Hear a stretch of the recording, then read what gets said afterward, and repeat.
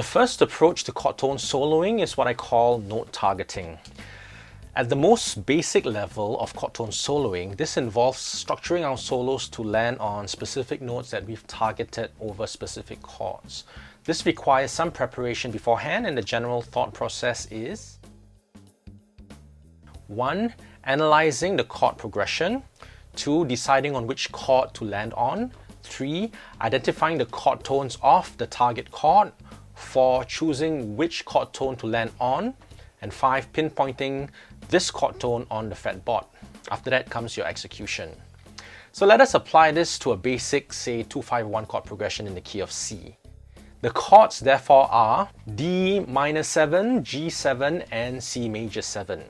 So we've analyzed the chord progression. The next step is to decide which chord we want to land on. Is it just one chord, two chords, or all the chords?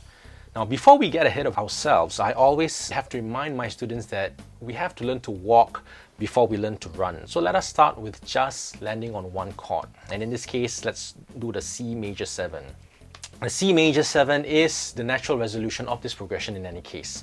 So, step 3, identify the chord tones of C major 7, which are C, E, G, and B. I'll assume if you're watching this that you already have some basic theory down. Step 4 is to choose which of the chord tones C, E, G, or B that we want to land on. All of them work, but your preferred choice depends largely on your musical style, your genre, and I suppose your inclinations. A jazzer might prefer to land on the 3rd and the 7th. In the C major 7 chord, that's the E note or the B note. If you're a rocker, you probably don't care. So let's choose the B note to land on. Now that we've identified the B note, we need to try to find out where the B notes are in the scale box that we're going to use. So for this exercise, we're going to be using the A minor scale or the C major scale. They're essentially the same scale at the 5th fret. So, and the B notes are here, here, and here. So starting with just one note on C major 7, we can play by ear for the first two chords, D minor and G7, but we should make a conscious effort to land on the B note over the C major 7. So let's give it a go.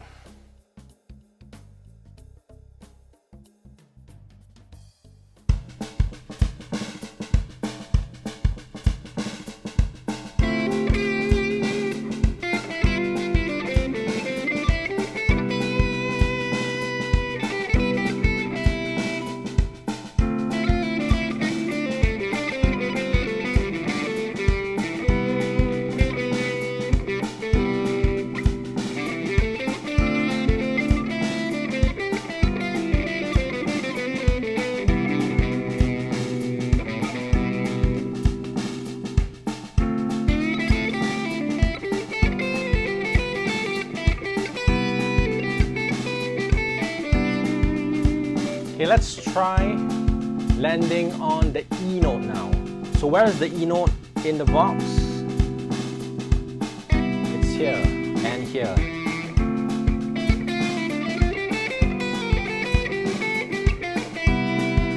So that E.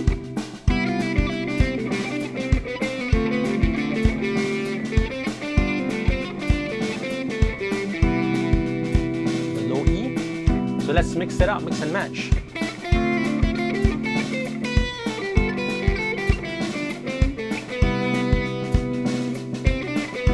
On a B, now let's go to E.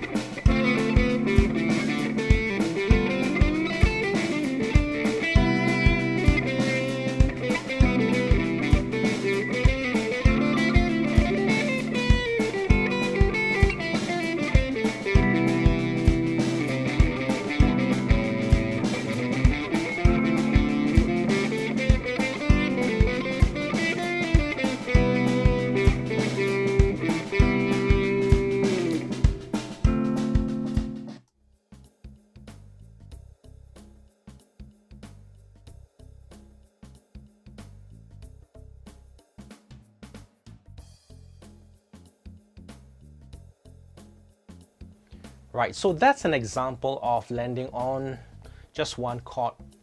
What about, let's try landing on two chords now. So let's go back one chord to the G7 chord. So let's apply the same process. We already know the chord progression as 2-5-1, D minor 7, G7, and C major 7. We've already landed on C major 7, now let's land on G7.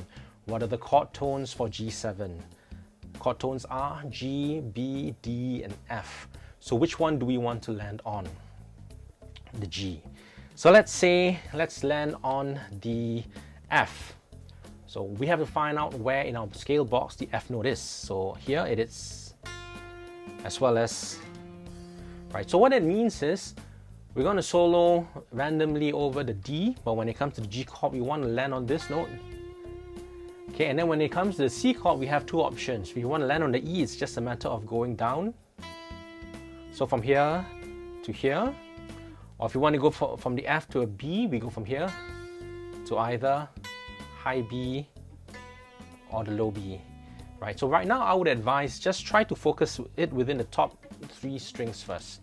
Make a conscious effort when it comes to the G chord to land on the F, and then on the C chord, land on either the C or the B.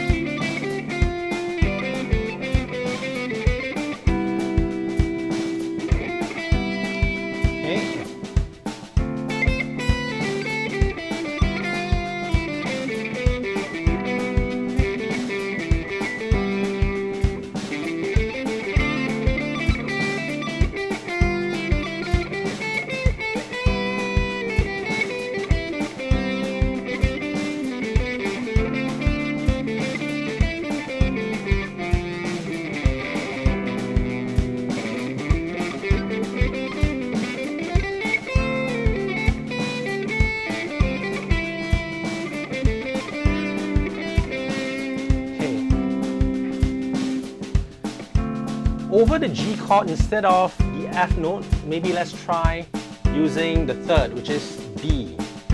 So, and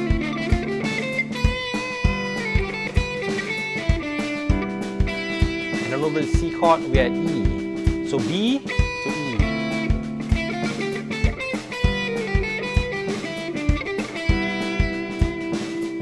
Okay, let's do B and B.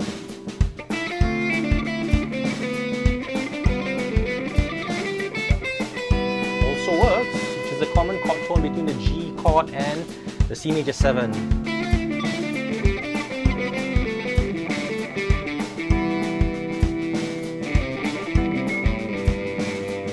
Alright, let's try over the G7 to use the D note.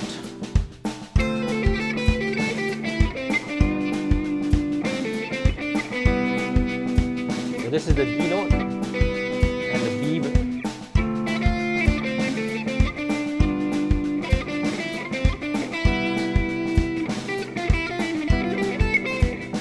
For instance, all right?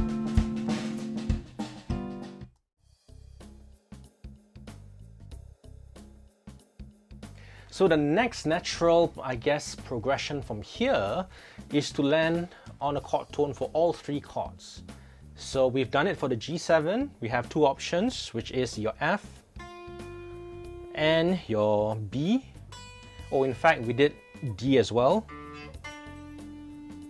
Okay. When it comes to the C chord, we have the E note as well as the B note. Okay, let's just pick one chord tone from each chord. So again, let's apply the process for. We've already analyzed the chord progression, 2-5-1, D minor 7, G7, C major 7. All right. So now D minor 7, what are the chord tones? D, F, and A, and a C. So let's just pick one. Let's pick F, the third. Okay. So now when it comes to the G chord, right, since we already picked the F, let's pick something else. Let's pick the B, which is the third of the G7 chord. So the B would be either here or here. Okay, let's go up. Okay, so from the D minor 7, we want to play this note, which is the F. G7, we want to end up here. And now when it comes to C major 7, okay, we don't want to stay at the, okay, maybe we can. Okay, let's stay at the B note. So that means we're going to be playing F, B, and then B. And let's try to make a melody out of that.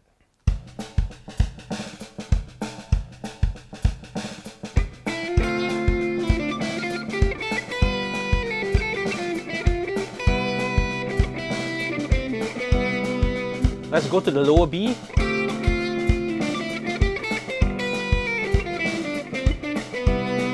That sounds nicer.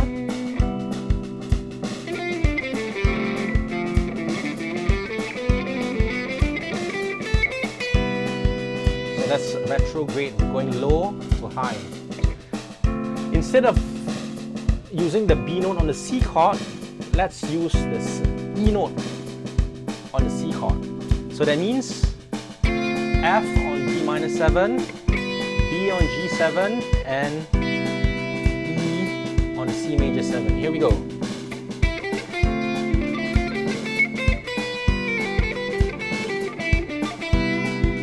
And that works.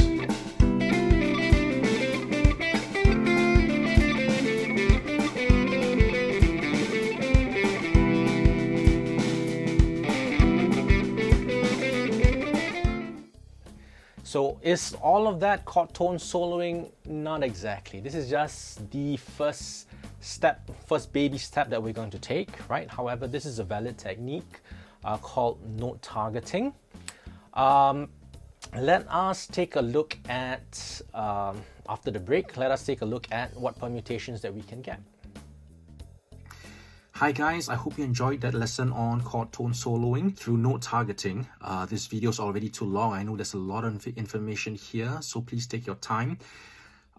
If you are keen on learning a little bit deeper on the topic, please sign up and support me on Patreon. I upload further videos there, such as how to use note targeting to play outside and further examples. Thank you for your support, and please subscribe to this channel. Good night.